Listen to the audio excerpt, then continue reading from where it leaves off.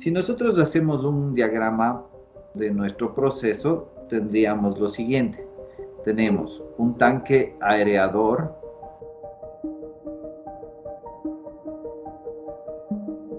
tenemos un clarificador, de donde de este clarificador ya vamos a obtener un efluente. Y aparte de eso íbamos a tener una salida de lodos. Pero vimos que dentro de la tecnología de estos lodos activados, nos convenía que los microorganismos que colocamos dentro del tanque de tratamiento, digámoslo así, después de un cierto tiempo, es decir, dejándoles reposar, pueden todavía tener cierta acción dentro de los sólidos, o dentro de la materia orgánica que contiene nuestra agua. Entonces, en ese sentido, nosotros le podemos regresar a los lodos hacia el tanque de tratamiento. Por eso tenemos una recirculación. Entonces, esta recirculación va a ser netamente de lodos, ¿ya? Háganle cuenta que este vendría a ser el esquema de nuestra planta de tratamientos biológicos, es decir, netamente la plantita de lodos activados. Obviamente aquí me faltan ciertos parámetros, ¿no? Aquí me faltaría un pretratamiento que incluiría un sistema de rejillas, que incluiría un sistema de trampas de grasas, y de ahí ya pasaría a nuestro tanque. Igual acá después del el efluente que sale, mejor dicho, del clarificador, todavía nos daría falta una desinfección mediante la inyección de cloro, y de ahí sí para un posterior uso. Es verdad, esa sería la planta ya completa. Sin embargo, nosotros nos vamos a orientar específicamente a estos dos tanques de aquí. Ahora, ¿para qué me sirve o por qué debo enfocarme específicamente en estos dos tanques de aquí? Porque, como les decía, dentro del dimensionamiento o dentro del alcance de este curso, lo que vamos a hacer es determinar el volumen de este tanque, especialmente este es en donde se va a producir la reacción. Entonces en este nos vamos a enfocar, en el tanque aereador o en el tanque de reacción o en el tanque de tratamiento, como le quieran llamar. Ya realmente es importante determinar este volumen porque tiene un tiempo de retención especial, que es el tiempo de reacción. Entonces, al nosotros tener que determinar el volumen, tenemos que realizar el balance de masa en este sistema. Entonces, antes de colocar las corrientes, hagamos un pequeño recorderis de lo que es el balance de masa, ¿ya?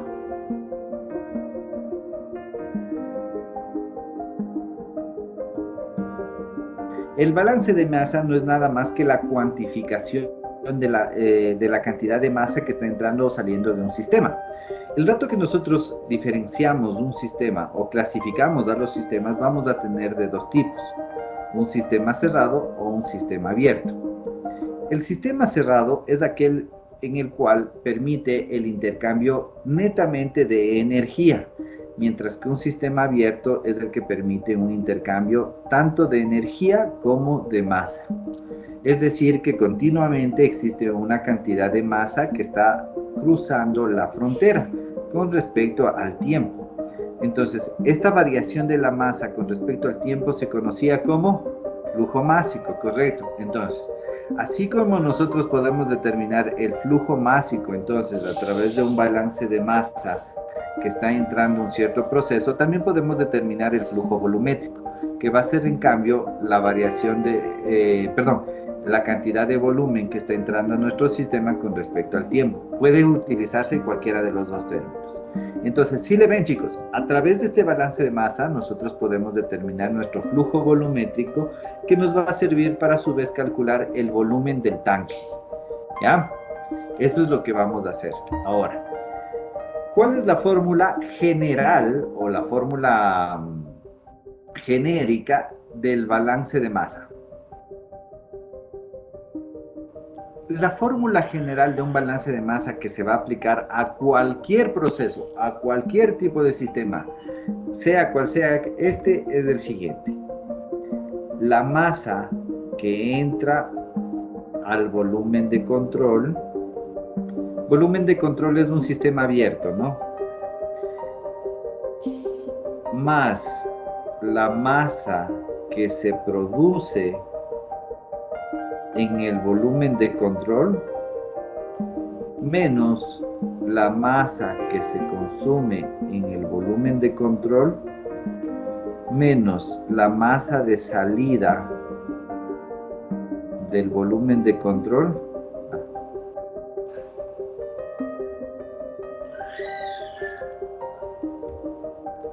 tiene que ser igual o es igual a la acumulación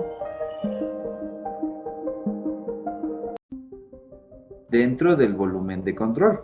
Entonces, esta es una fórmula genérica del balance de masa. Es decir, yo a través de esta fórmula le puedo cuantificar los flujos másicos, los flujos volumétricos de cualquier tipo de proceso, de cualquier tipo de sistema. Sea simple, sea complejo, tenga una parte, tenga 10.000 partes. Siempre se va a poder aplicar esta fórmula. Esta fórmula me sirve tanto para sistemas con reacción como para sistemas sin reacción. ¿Ya? Si es que no existe reacción, es decir, que son sistemas prácticamente físicos, estos dos términos de aquí, estos que les voy a marcar en azul, la masa producida y la masa consumida, no van a existir, porque es obvio, si es que son procesos físicos, por ejemplo, en un mezclado, cuando yo mezclo dos productos, nunca se va a dar una producción de masa o nunca se va a dar un consumo de la masa por un simple mezclado. Entonces, en este caso, cuando tenemos sistemas sin reacción, nuestro balance de masa quedaría la masa, bueno, si pongamos masa todavía. Masa de entrada, o la masa que entra al volumen de control, menos la masa de salida, va a ser igual a la variación de la masa en el volumen de control con respecto al tiempo, o lo que es lo mismo, la acumulación dentro del volumen de control. Ya. Ahora, si nosotros vamos a trabajar con un sistema abierto, que decíamos que era cuando existe una variación de la masa con respecto al tiempo, esto se convierte en flujo volumétrico, ¿no es cierto? Es decir, el flujo volumétrico, perdón, el flujo másico que entra al sistema menos el flujo másico que sale al sistema, va a ser igual a la variación de la masa en el volumen de control con respecto al tiempo. Esto en el caso de sistemas no reaccionantes o sistemas sin reacción. Ahora, ¿qué es lo que ocurre cuando tenemos sistemas reactantes o con reacción química? En este caso, nosotros tenemos que analizar si es que dentro del tanque vamos a enfocarnos al producto que se está consumiendo o que se está produciendo. Consumiendo en el caso de reactivos o produciendo en el caso de productos, ¿no? Ahora, entonces, ¿cómo nos quedaría nuestro balance de masa? Nos quedaría la misma, ya nosotros le vamos a poner entonces flujo másico de entrada, ya sabemos por qué es flujo, más flujo másico producido, aquí dejémosle los dos términos, flujo másico consumido, flujo másico de salida es igual a la variación de la masa en el volumen de control con respecto al tiempo. Tendríamos estas dos ecuaciones de aquí, ¿ya? Ya, a ver. Entonces, cuando nosotros tenemos sistemas que son sistemas abiertos, si ustedes se fijan, esta expresión de aquí vendría a ser un diagrama de bloques de entrada y salidas de todo esto. Entonces podemos dejarle de esta manera. Entonces aquí vamos a tener un efluente y aquí vamos a tener un afluente. Ya. Cuando tenemos este tipo de casos, nosotros podemos tener un estado estacionario. No sé si se acuerdan que era un estado estacionario. ¿Eso qué quiere decir?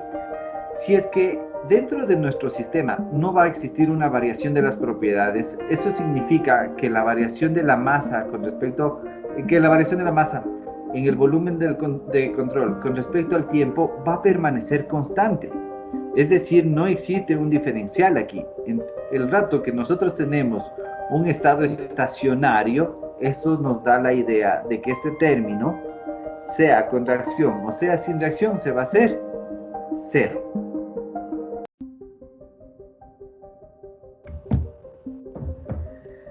Ahora, ya, esto sería en forma general, ¿no? Esto sería nuestra expresión en forma general. Como les decía, dentro de un tratamiento biológico, nosotros vamos de hecho a tener una reacción.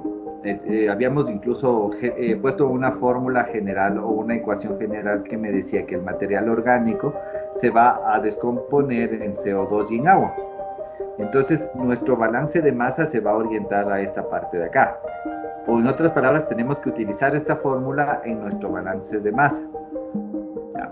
Entonces, ahora sí, ya que quedó claro esta partecita de dónde nace el balance de masa y para qué lo vamos a realizar, ahora sí pongamos nuestros parámetros o nuestros datos dentro de nuestro sistema. A ver, lo que sale va a ser un efluente, lo que entra un afluente. ¿Ya? Entonces, repasemos qué líneas nomás vamos a tener. Nosotros vamos a tener una línea de alimentación, que sería nuestro afluente, ¿no es cierto? Esta línea de alimentación le podemos llamar como Q0, ¿ya? Es decir, este Q es el flujo volumétrico de alimentación hacia nuestro sistema.